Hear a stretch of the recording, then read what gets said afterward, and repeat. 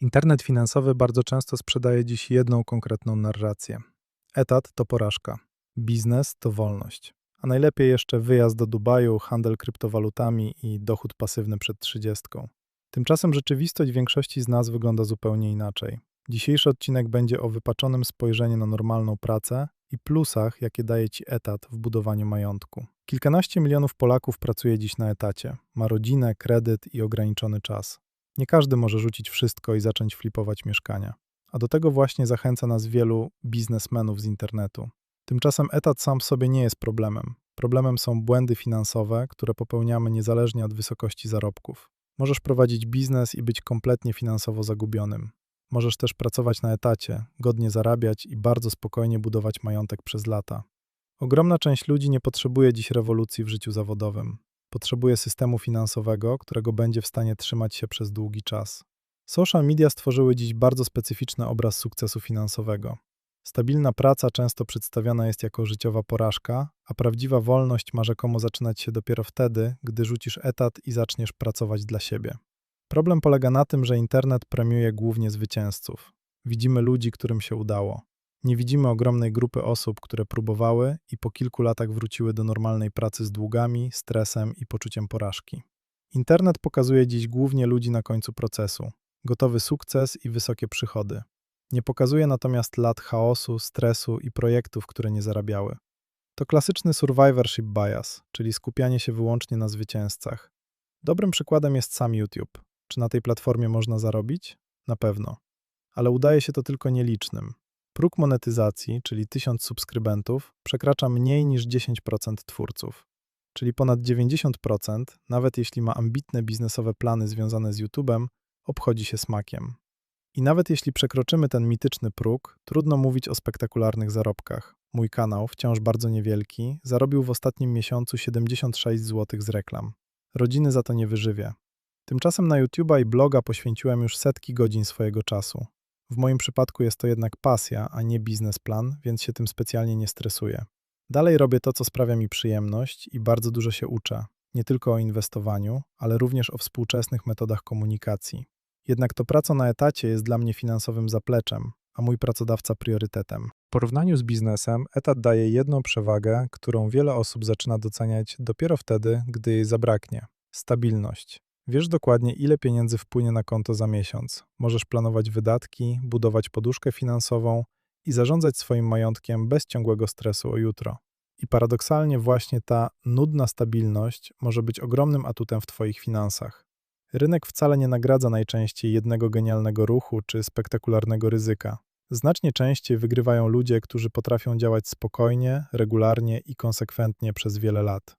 Etat daje do tego bardzo dobre warunki, bo co miesiąc dostajesz nowe paliwo do budowy kapitału. Dzięki temu inwestowanie przestaje być emocjonalnym zgadywaniem, a zaczyna przypominać powtarzalny proces. Wystarczy spojrzeć na największych inwestorów amerykańskich, którzy nie wygrywali jednym dealem stulecia, ale obecnością na rynkach przez dekady. Czy stabilny etat jest czymś gorszym od przedsiębiorczości? Wpaja się nam, że często tak właśnie jest. Własna działalność bardzo często oznacza jednak brak przewidywalności, ciągłą presję psychiczną i życie od klienta do klienta. I nie każdy jest do tego stworzony. Internet bardzo mocno romantyzuje przedsiębiorczość, ale dużo rzadziej pokazuje jej ciemną stronę. Co ciekawe, to właśnie etat może dać Ci najlepsze warunki do rozwijania dodatkowego źródła dochodu. Jeśli masz już zapewnione finansowe zaplecze, dużo łatwiej testować różne pomysły bez desperacji i bez presji natychmiastowego zarabiania. Możesz budować projekt spokojniej i podejmować bardziej racjonalne decyzje. Etat może być fundamentem, a nie przeszkodą.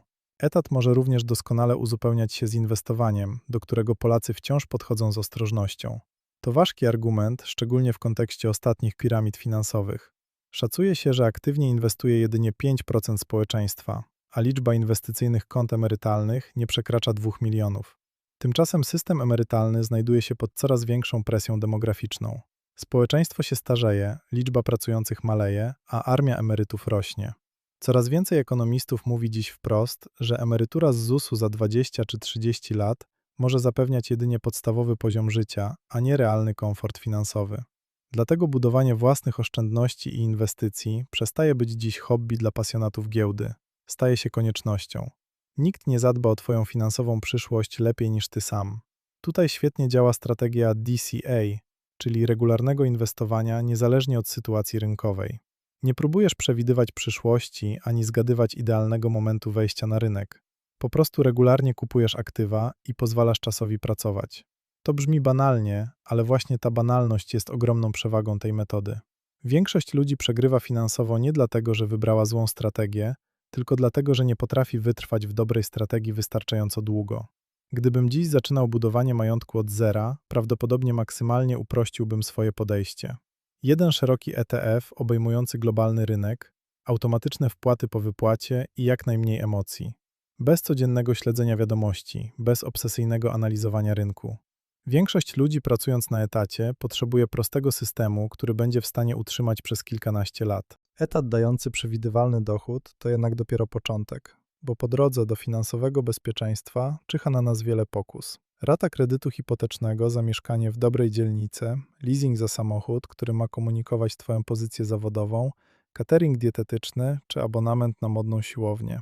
Zauważasz pewien schemat? W tym układzie nie jesteś właścicielem pieniędzy, jesteś jedynie ich przekaźnikiem. Twoim jedynym zadaniem jest odebrać środki od pracodawcy, po drodze płacąc hojne podatki państwu i w ciągu kilku dni rozdysponować je pomiędzy banki, koncerny motoryzacyjne i globalne korporacje. Zabija nas nie tylko utrata siły nabywczej pieniądza, ale również inflacja stylu życia. Klasa średnia nagminnie myli wysoki poziom konsumpcji z realnym bogactwem. Tymczasem bogactwo to nie to, co wydajesz, ale to, co z tobą zostaje na stałe w postaci aktywów generujących dochód. To, co większość z nas uprawia, to luksusowa subskrypcja życia. Masz dostęp do dóbr i usług premium i jeździsz nowym autem, ale ich nie posiadasz na własność. Jesteś ich użytkownikiem tak długo, jak długo co miesiąc zasilasz system swoją pracą. W momencie, gdy źródło dochodu wysycha, twój status społeczny i standard życia wyparowują w ciągu kilku tygodni. Sam kilka razy złapałem się na tym mechanizmie. Niedawno porównywałem wzrost swoich dochodów do wydatków na wakacje. Okazało się, że w ciągu kilku lat pensja wzrosła o ponad 20%, ale koszty wyjazdów wakacyjnych o 300%. Bardzo łatwo zatracić proporcje, szczególnie kiedy człowiek zaczyna coraz więcej zarabiać. W moim przypadku po prostu dostosowałem poziom wakacji do zarobków, nie wydając ponad stan. Internet bardzo mocno zaburzył dziś oczekiwania wobec etatu, biznesu i inwestowania. Oglądając niektórych guru finansowych, można odnieść wrażenie, że po 2 czy 3 latach na giełdzie człowiek powinien już żyć z dywidend, podróżować po świecie i wrzucać zdjęcia na Insta z palmami w tle. Tymczasem rzeczywistość wygląda dużo bardziej pospolicie i nudno. Osobiście inwestuję od wielu lat, a pierwsze konto emerytalne założyłem prawie dekadę temu. Mimo tego moje dywidendy w 2025 roku wynosiły 500 zł miesięcznie. To oczywiście bardzo przyjemny dodatek i sygnał, że kapitał zaczyna pracować, ale nadal nie jest to poziom, który pozwala rzucić etat i utrzymywać się wyłącznie z inwestycji. I właśnie to warto zrozumieć. Budowanie majątku w większości przypadków nie przypomina sprintu, tylko długi i momentami bardzo monotonny proces. Dlatego etat nie musi być przeszkodą w inwestowaniu. Dla wielu ludzi będzie wręcz fundamentem całej strategii. To regularna pensja pozwala spokojnie dokładać kolejne środki, budować kapitał i dawać procentowi składanemu czas na działanie. Najpierw trzeba jednak ten mechanizm nakarmić swoją pracą, cierpliwością i systematycznością. Dopiero po wielu latach zaczynają pojawiać się efekty, które z zewnątrz wyglądają jak nagły sukces. Jest jeszcze jedna przewaga stabilnego dochodu i etatu, o której mało się mówi. Spokój psychiczny.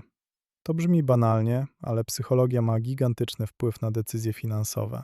Ludzie bez regularnego dochodu dużo częściej reagują emocjonalnie na sytuację rynkową. Kiedy pojawia się kryzys albo mocne spadki, zaczyna się panika i desperackie próby ratowania sytuacji. Tymczasem etat działa trochę jak finansowy parasol ochronny. Nawet jeśli rynek spada, ty nadal masz wypłatę i nadal możesz inwestować. A właśnie w trudnych momentach bardzo często buduje się największy majątek, bo możesz kupować dobre spółki czy inne klasy aktywów po niższych cenach. Etat daje też coś bardzo ważnego – czas.